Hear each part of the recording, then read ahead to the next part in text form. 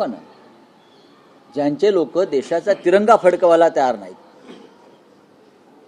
ज्यांच्या लोकांनी बॅरिस्टर जिनाबरोबर वाटाघाटी करून द्विराष्ट्रवादाचा पुरस्कार केला, श्यामाप्रसाद मुखर्जी हे मुस्लिम लीगच्या सरकारमध्ये होते तुमचे बापजादे, तुम्ही आम्हाला काय शिकवताय वंदे मातरम देवेंद्र फडणवीस?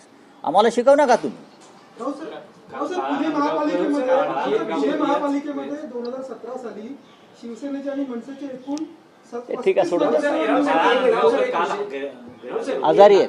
नाराज असल्याची चर्चा आहे. बाळा नांदगावकर हे आजारी आहेत आणि 2 दिवस मी त्यांच्याशी त्याही परिस्थितीत चर्चा करतो. शिवसेना आणि मनसेच्या या संपूर्ण प्रक्रियेमध्ये बाळा नांदगावकर दिवस रात्र काम करत होते, मला माहिती आहे.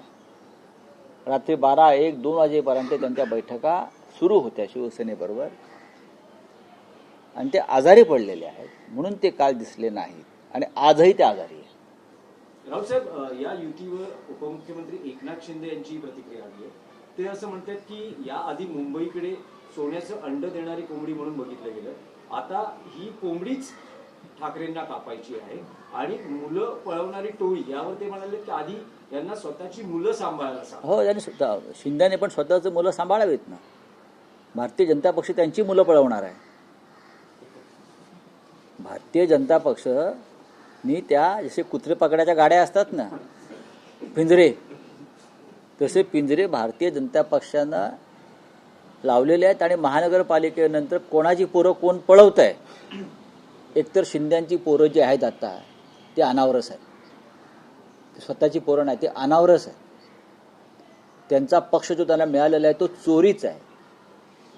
ज्या पक्षाचा बापच चोरलेला आहे, चोरीचा आहे, अनावरस आहे, बापच अनावरस आहे. अमित शहानी आपलं नाव दिलंय त्याला एवढंच की हा माझा पक्ष आहे.